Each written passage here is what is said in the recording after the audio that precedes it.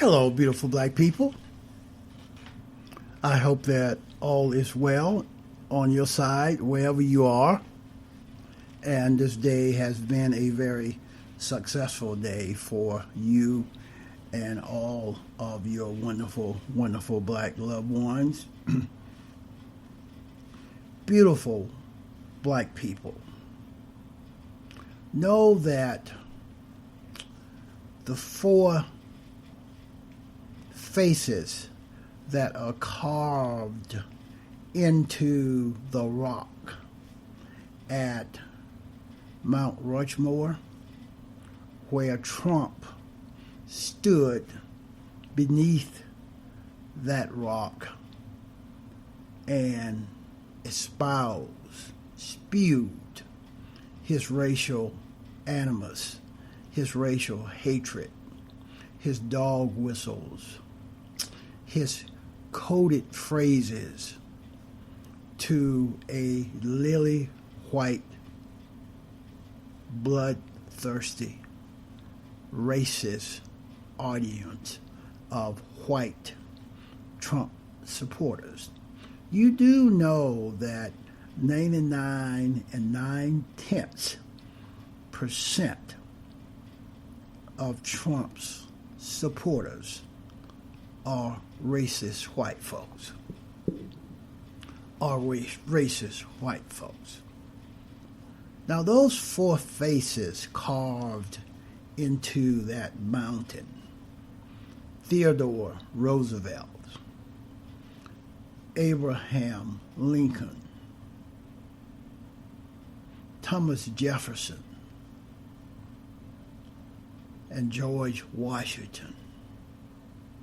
Do you know that George Washington owned more than 300 slaves? Do you know that Thomas Jefferson owned more than 250 slaves? So two of those faces carved into the rocks at Mount Rushmore were slave owners. They were complicit. They were complicit in the brutal practice of slavery. So, as we reimagine what this country will look like going forward, there are a few so-called white heroes that are lauded, L-A-U-D-E-D. They are lauded as American heroes who fought for freedom. But many of those same so-called freedom fighters prove themselves hypocritical by owning black folks, slaves, my beautiful, intelligent black brothers and sisters. So, as we remember history,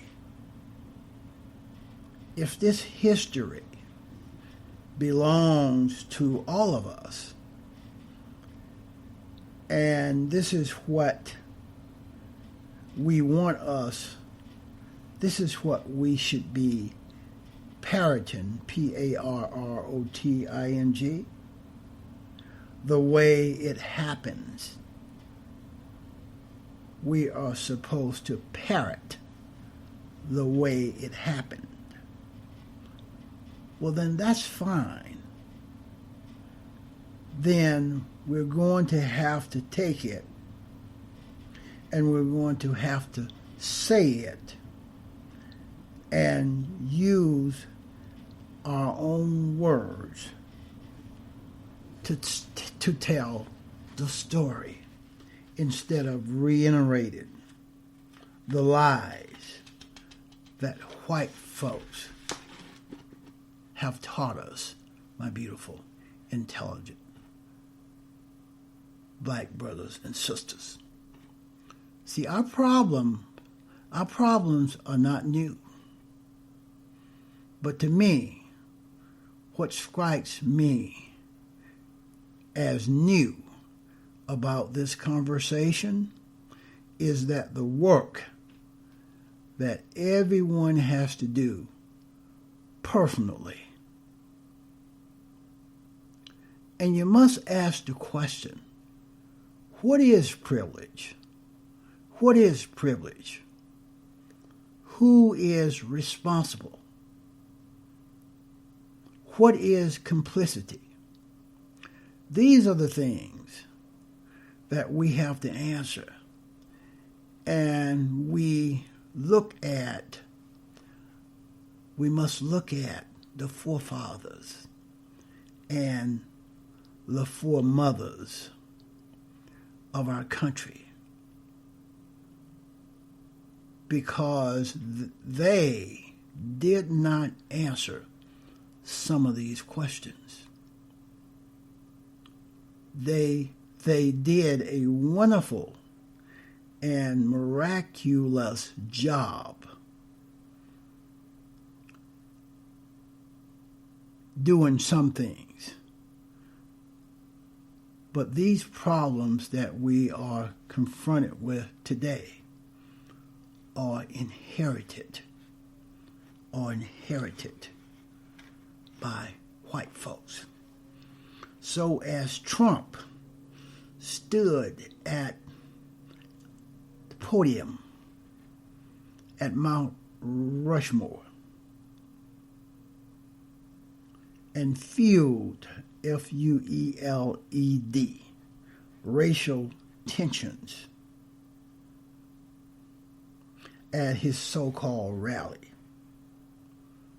stating, and I'm quoting Trump, he talked about the growing danger of statues, symbols, memorials being threatened.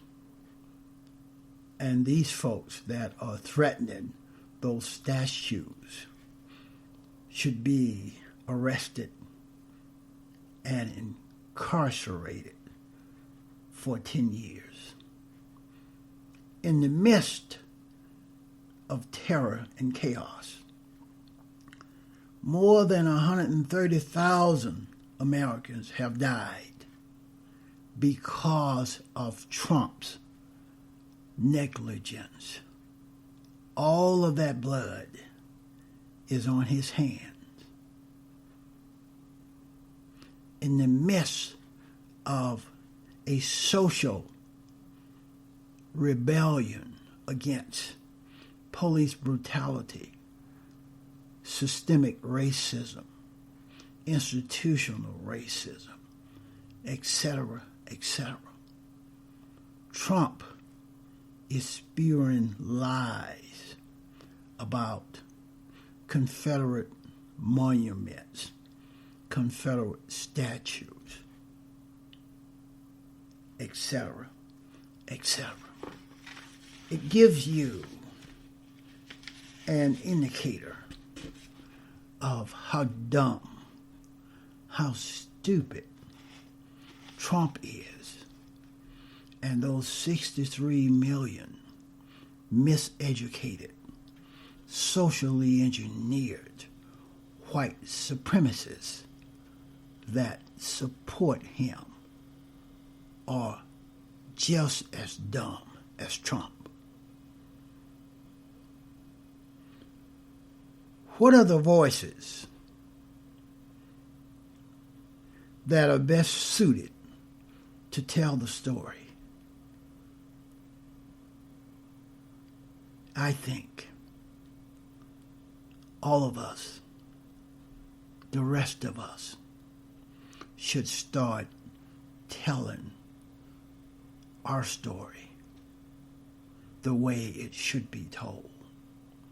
Stop allowing racist white folks to tell your story, to tell our story, because anything produced, written by white folks regarding black folks, people that look like me, will always be filled with omissions, will always be filled with lies, will always be filled with half-truths, will always be filled with innuendos, and it will always be skewed to support white supremacy.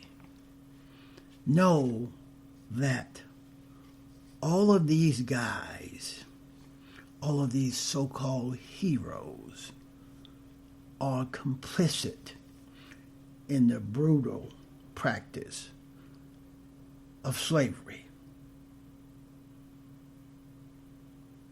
Alexander Hamilton, Thomas Jefferson, George Washington, all of those racist white boys were complicit in the brutal practice of slavery, my beautiful, intelligent black brothers and sisters. Whose lives, who dies, who will tell your story? One of the objectives of my audio presentations is to attempt to give the world a close facsimile of my story, of our story, because from my perspective, my story is our story, because I am who I am, because we are who we are, my beautiful, intelligent black brothers and sisters. That's all I have on this one. Talk to you again on another one real soon.